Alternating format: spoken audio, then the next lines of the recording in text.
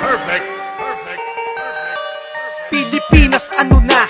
Grabe tang ina. Dahil sa init ng ulo, tinumba ang mag-ina. San pa kami pupunta? San mang hihingi ng tulong kung mismong isa sa mga sumbungan ang nagpaugong ng putok ng barel na para lang sa kriminal? Simpleng alitan, lumaki hanggang sa maging kritikal. Oo, laseng nandun na tayo, maingay at masagot, pero di yun rason para ang buhay nila'y malagot. Nakakatakot, wala nang takot ang mga salot sa liwanag o dilim. San mang sulok ay umaabot ang kampo ng kadiliman. Alagad ni Satanas, huwag kang umasang may pag-asang matanggap ka sa taas.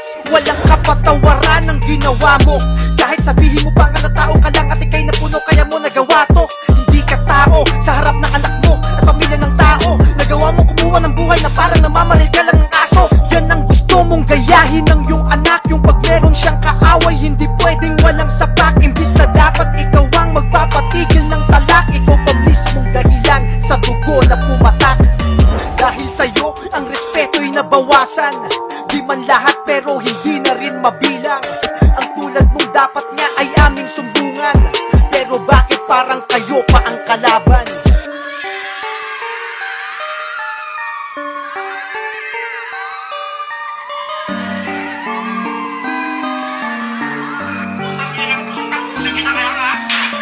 Naisip mo ba kung ano ang magiging epekto sa pamilya at anak mo? Malamang masahol pa sa impyerno ang danasin nila, pinakapalit ang iyong pagpapabaya. Habang buhay na sumpa ang babalik dahil sa iyong ginawa at sa pamilya ng mag-inang ninakaw mo ang buhay. Alam mo ba kung gaano kasakit ang mismong hukay ng mahal nila sa buhay? Sa harap nila nangyari, sana madanas mo din to para malaman mo na grabe ang ginawa mo. Hindi ka tao, isang inang pumoprotekta lamang sa anak ang kinanamo. Tulad mo, nais niya lang iligtas ang kanyang anak. Sakit isipin bumawi ng buhay nila ay parak.